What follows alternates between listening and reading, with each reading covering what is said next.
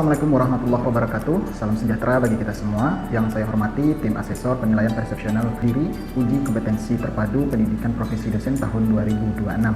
Perkenalkan, saya Trinodi Meza Putra, SEMAK, dosen tetap pada program studi akuntansi, Fakultas Ekonomi dan Bisnis, Universitas Bina Sarana Informatika. Puji syukur kehadiran Allah Subhanahu wa Ta'ala, karena pada kesempatan ini saya dapat menyampaikan video praktik pembelajaran sebagai salah satu bagian dari penilaian persepsional diri dalam rangka PDD UKT-PT Serdos tahun 2026. Melalui video ini, saya akan memperlihatkan implementasi proses pembelajaran yang saya laksanakan di kelas, mulai dari penjelasan mengenai mata kuliah yang saya ampu, serta pembelajaran yang saya gunakan, hingga pelaksanaan kegiatan pembelajaran secara langsung bersama mahasiswa. Sebagai seorang dosen, saya meyakini bahwa proses pembelajaran tidak hanya bertujuan untuk mentransfer pengetahuan kepada mahasiswa, tetapi juga membentuk karakter akademik, profesionalisme, serta kemampuan berpikir secara kritis dalam menghadapi berbagai permasalahan yang nyata. Khususnya pada bidang akuntansi, saya percaya bahwa mahasiswa tidak cukup hanya mampu memahami teori dan menyusun laporan keuangan.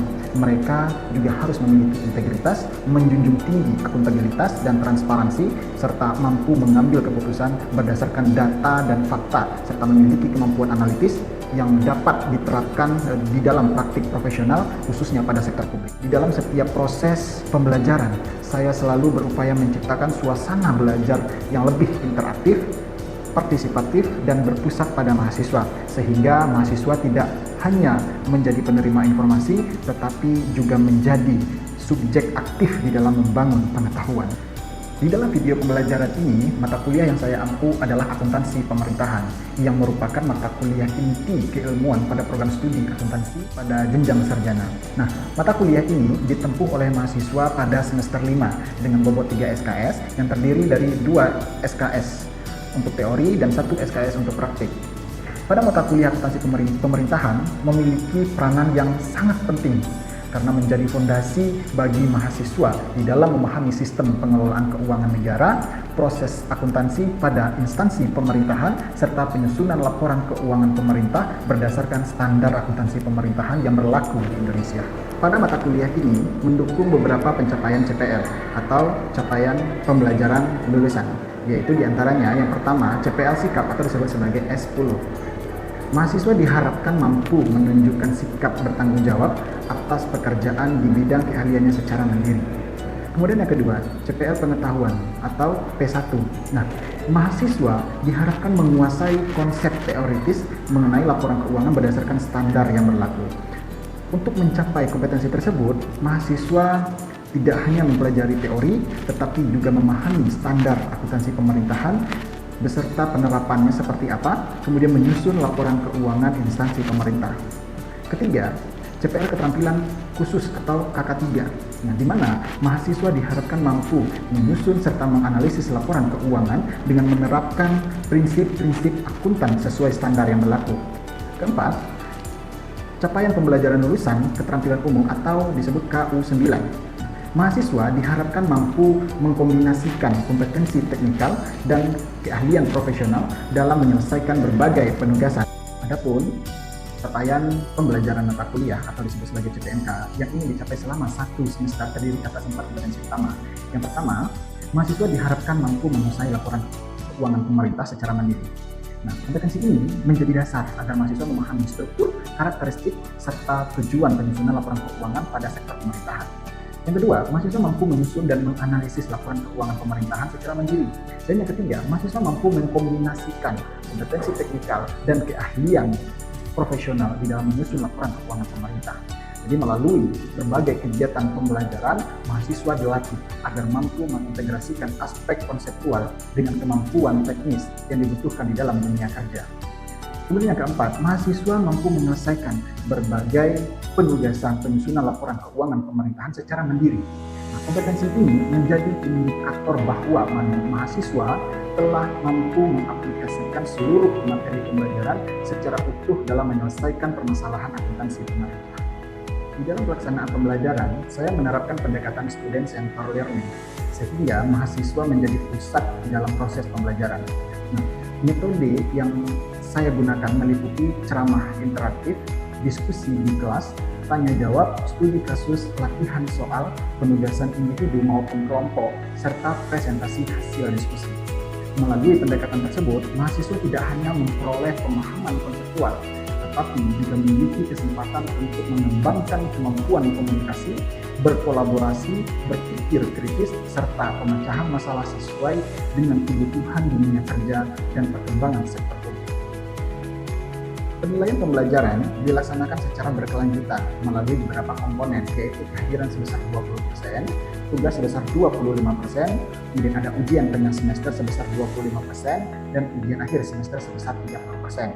Nah, selain menilai hasil belajar, saya juga memperhatikan proses pembelajaran mahasiswa seperti keaktifan di dalam diskusi, kemampuan menganalisis permasalahan, ketepatan penyelesaian tugas, kemampuan bekerja sama, serta sikap dan etika akademis selama mengikuti perkuliahan. Pada video berikut ini akan ditampilkan salah satu proses pembelajaran yang saya laksanakan pada mata kuliah akuntansi pemerintahan. Materi yang akan disampaikan merupakan bagian dari capaian pembelajaran mata kuliah yang dirancang untuk memberikan pengalaman belajar yang aktif, interaktif, dan bermakna. Selanjutnya, saya persilakan kepada Bapak Ibu Asesor untuk menyaksikan pelaksanaan proses pembelajaran yang saya laksanakan bersama mahasiswa. Terima kasih. Assalamualaikum warahmatullahi wabarakatuh. Bismillahirrahmanirrahim. Assalamualaikum warahmatullahi wabarakatuh. Selamat siang teman-teman semuanya. Gimana kabarnya hari ini? Oke, sekarang kita lanjutkan untuk materi kita tentang akuntansi pemerintahan. Di mana sebelumnya di pertemuan minggu kemarin kita sudah masuk ke pertemuan 1. Sekarang kita masuk ke pertemuan 2, yaitu tentang kerangka konseptual akuntansi pemerintahan. Nah, sebelum saya untuk membahas lebih lanjut terkait materi pada kerangka akuntansi konseptual ini, kerangka konseptual akuntansi pemerintahan ini, saya ingin bertanya terlebih dahulu, saya ingin menggali sejauh mana pemahaman teman-teman pada akuntansi atau kerangka konseptual akuntansi pemerintah. Coba saya minta pemahaman teman-teman. Menurut teman-teman, mengapa akuntansi pemerintahan itu membutuhkan yang namanya kerangka konseptual? Padahal akuntansi pemerintah itu sudah punya yang namanya standar akuntansi sebagai dasar atau sebagai fondasi. Tetapi mereka masih menggunakan kerangka konseptual. Ada yang berpendapat? Silakan.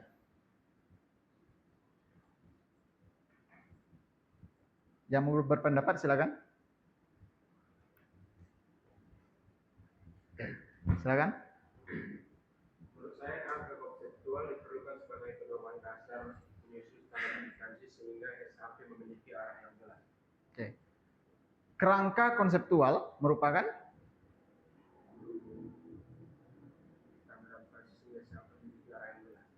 standar akuntansi yang memiliki arah yang jelas. Oke, ada satu. Ada lagi? Kalau ada silakan. Ada lagi? Satu orang lagi mungkin yang berpendapat? Ya, silakan.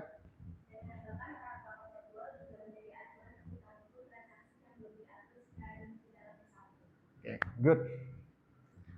Di mana kerangka konseptual itu selain dia sebagai fondasi, selain dia menjadi sebagai acuan di dalam menerapkan pembuatan laporan keuangan atau laporan pertanggungjawaban pemerintah.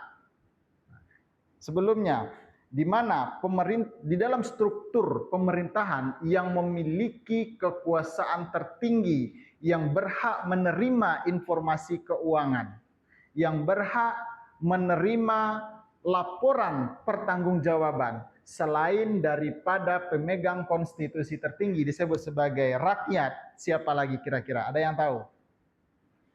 DPR kira-kira berhak nggak? Berhak. Badan Pemeriksaan Keuangan kira-kira berhak nggak? Berhak. Nah, oh.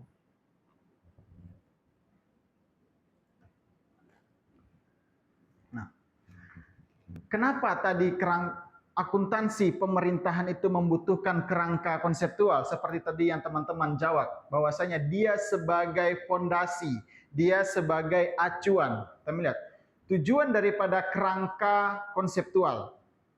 Jelas, tadi teman-teman sudah mengatakan tujuan utama yang namanya kerangka konseptual sebagai dasar utama untuk membuat laporan pertanggungjawaban pemerintah. Kemudian, lingkungan akuntansi pemerintahan. Siapa saja yang terlibat di dalamnya? Tadi saya sudah mengatakan, ada siapa aja? Ada Dewan Perwakilan Rakyat. Sebagai apa laporan pertanggungjawaban buat mereka? Untuk mengevaluasi, kira-kira termasuk nggak? Termasuk. Untuk mengevaluasi siapa? Kinerja pemerintah. Apakah realisasi anggaran selama ini yang sudah mereka ajukan di dalam anggaran pendapatan dan belanja negara sudah terrealisasi sesuai dengan porsi yang sudah ditetapkan di dalam Undang-Undang APBN atau belum? Di Dewan Perwakilan Rakyat. Kemudian, laporan pertanggungjawaban kinerja pemerintah yang berdasarkan standar akuntansi pemerintah diperiksa. Siapa yang memeriksa? Badan Pemeriksaan Keuangan. Badan Pemeriksaan Keuangan berdiri secara sendiri independen di luar struktur pemerintahan untuk menjaga keandalan, relevansi daripada laporan pertanggungjawaban. Nah, kemudian ada pengguna dan kebutuhan informasi. Yang pertama tadi, yang paling tinggi di antara yang lain adalah rakyat atau masyarakat. Jadi kita di sini ini adalah pemegang kekuasaan tertinggi di dalam konstitusi. Kenapa? Karena yang menentukan siapa yang menjalankan tugas daripada undang-undang negara adalah kita sebagai masyarakat. Di mana kita menentukannya? Di dalam pemilihan umum. Di dalam pemilihan umum itu kita memilih siapa? Ada presiden, ya kan? Ada apa lagi? Nah, ada Dewan Perwakilan yang mewakili suara kita terhadap apa yang akan dilaksanakan, apa yang akan dikerjakan oleh pemerintahan. Kemudian ada entitas pelaporan. Siapa saja yang harus melaporkan itu? Nah, berarti artinya semua struktur, semua badan, semua lembaga yang berada di dalam sektor pemerintahan harus melaporkan pertanggungjawaban. Kemudian, teman-teman, kenapa kerangka konseptual itu tidak hanya membahas daripada laporan keuangan, tetapi juga pengguna daripada laporan keuangan? Ada yang berpendapat? Silakan. Kenapa kerangka konseptual itu tidak hanya membahas daripada laporan keuangan, tetapi juga membahas siapa pengguna informasi itu? Silakan. Karena laporan keuangan itu dibuat bukan hanya untuk pemerintahan, tetapi juga untuk masyarakat. Karena laporan keuangan itu tidak hanya dibuat untuk pemerintahan, tetapi dibuat untuk masyarakat sebagai pemegang konstitusi tertinggi. Ada lagi yang berpendapat? Silakan. Jadi selain masyarakat itu kan ada DPR, BPK, investor, bahkan donor, yang bahkan juga ada lembaga internasional dan juga membutuhkan informasi tersebut. Oke. Selain badan di dalam suatu negara, ada badan di luar negara, yaitu badan internasional. Tujuannya buat apa? Nah, relevansi, transparansi, pencapaian kinerja pemerintah justru akan meningkatkan minat internasional untuk melakukan investasi di dalam negeri. Jadi itu, teman-teman, tujuan daripada laporan keuangan itu, jadi tidak hanya membahas terkait laporan keuangan saja daripada kerangka konseptual, tetapi siapa pengguna daripada laporan keuangan itu. Makanya standar yang disebut standar akuntansi pemerintah, dia berbeda dari standar-standar lain.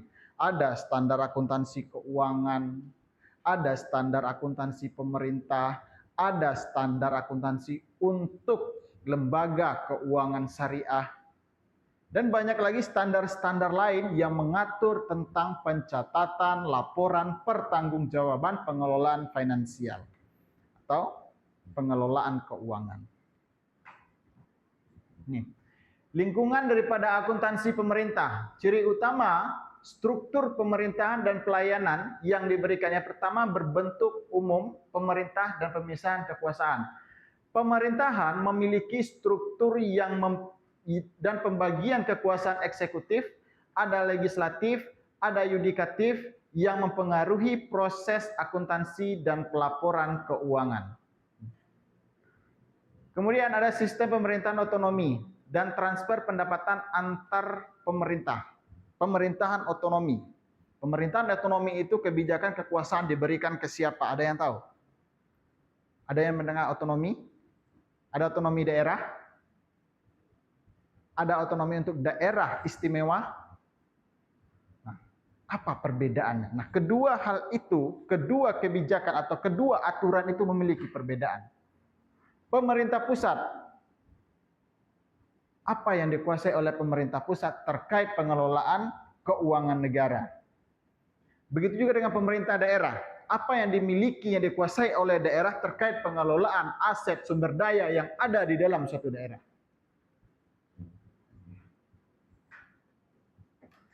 Kemudian adanya pengaruh proses politik. Proses politik mempengaruhi penetapan kebijakan publik, pengalokasian anggaran, serta prioritas pelayanan kepada masyarakat.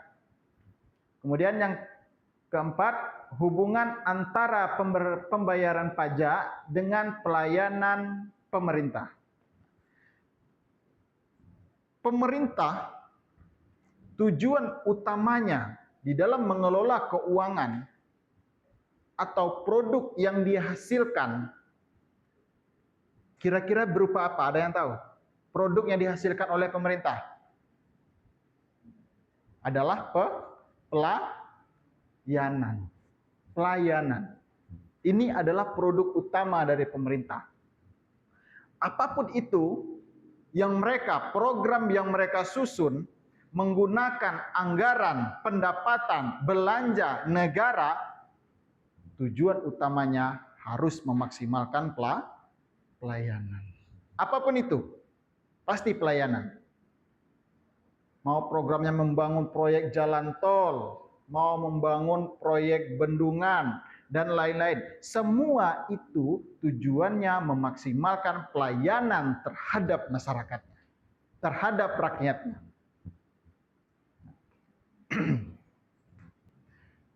Kemudian teman-teman, terkait kerangka konseptual, jika pemerintah di dalam sudah memiliki yang namanya standar akuntansi pemerintah, apakah kerangka konseptual ini masih layak atau relevan untuk digunakan? Ada yang berpendapat? Karena kerangka konseptual itu sebagai dasar buat menyusun SAP. Oke. Karena kerangka konseptual sebagai dasar untuk menyusun standar daripada akuntansi pemerintah. SAP. Oke. Ada lagi yang berpendapat? Ada lagi yang berpendapat? Atau yang menambahkan? Silakan. Oke. Selain itu, juga membantu auditor ketika menemukan transaksi yang belum atau spesifik dalam Oke. Jadi, kerangka konseptual juga dibutuhkan bagi seorang auditor. Nah, tadi saya sudah mengatakan, siapa auditor lembaga keuangan pemerintah atau lembaga kinerja pemerintah? Badan Pemeriksaan keuangan. Itu auditor, ya kan? Nah, yang menjadi dasar bagi mereka di dalam melakukan pemeriksaan, mengidentifikasi terhadap kinerja, laporan pertanggungjawaban, laporan keuangan pemerintah, kerangka konseptual adalah fondasi dasarnya. Selain dari audit, ada masyarakat juga membutuhkan kerangka konseptual. Tapi saya yakin tidak semua masyarakat itu paham dan mengerti akan laporan pertanggungjawaban pemerintah. Betul? Tidak semua. Tetapi dari semua itu ada sekelompok, segelintir masyarakat yang paham akan laporan pertanggungjawaban. Contoh mungkin teman-teman yang dari jurusan akuntansi, karena sudah belajar yang namanya akuntansi pemerintah, paham melihat bagaimana laporan pertanggungjawaban dari sisi laporan realisasi anggaran, laporan posisi keuangan, laporan operasionalnya, laporan arus kasnya. Nah, itu teman-teman bisa. Kenapa? Karena teman-teman sudah mempelajari, teman-teman sudah mengetahui. Nah, tetapi berbeda dengan masyarakat-masyarakat lain. Kenapa? Karena tidak semua masyarakat itu paham akan laporan pertanggungjawaban pemerintah. Nah, itu yang pertama. Selain untuk kebutuhan audit, masyarakat yang pertama. Kemudian, ada para wakil rakyat, ada lembaga pengawas, dan ada lembaga pemeriksaan. Ini tadi, para wakil rakyat. Tadi sudah kita bahas di awal. Kemudian juga ada para pihak yang memberi atau berperan di dalam proses donasi, proses investasi, dan proses pinjaman. Ini yang disebut, yang teman-teman sebutkan tadi adalah lembaga internasional. Apakah dia memberikan berupa donasi, misalkan terjadi sesuatu hal yang di luar dugaan, seperti beberapa tahun lalu ada bencana di Aceh, ada bencana di yang di daerah timur sana apa namanya? Palu kan? Nah, di Palu itu dibantu oleh lembaga negara-negara internasional. Kemudian berupa investasi, ada berapa banyak investasi internasional yang berada di dalam negeri atau di dalam Indonesia. Kemudian berupa pinjaman. Ini yang paling tersorot, yaitu pinjaman luar negeri. Pinjaman luar negeri itu kan harus melihat bagaimana kinerja pemerintah selama ini di dalam mengelola sumber daya. Lembaga internasional tidak sebegitu mudah di dalam memberikan pinjaman jika sumber dayanya nggak ada. Kalau sumber dayanya nggak ada, ngapain? Ngapain memberikan pinjaman? Nah, jika memiliki sumber daya yang kaya luar biasa seperti Indonesia, sangat mudah bagi negara-negara lain untuk membantu. Ditambah lagi saat ini kan, di mana Presiden Prabowo atau Presiden kita sangat memaksimalkan atas sumber daya yang ada di dalam negeri. Untuk sebagai penutup, teman-teman, pada perkuliahan hari ini, setelah kita mempelajari dari awal hingga akhir materi akuntansi pemerintahan pada pertemuan 2, menurut teman-teman semuanya, apa tujuan utama daripada akuntansi pemerintah ini? Silakan.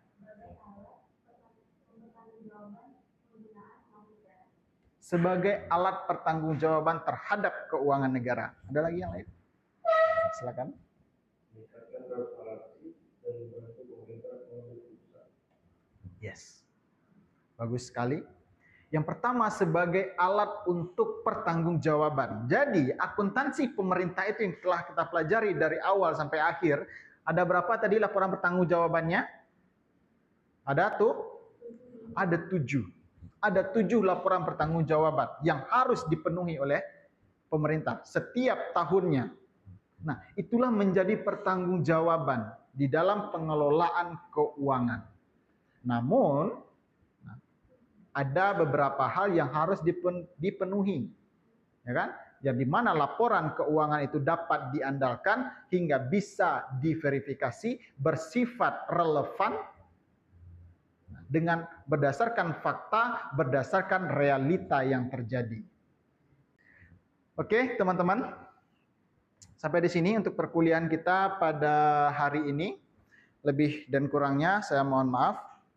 Saya tutup. Assalamualaikum warahmatullahi wabarakatuh. Waalaikumsalam warahmatullahi wabarakatuh.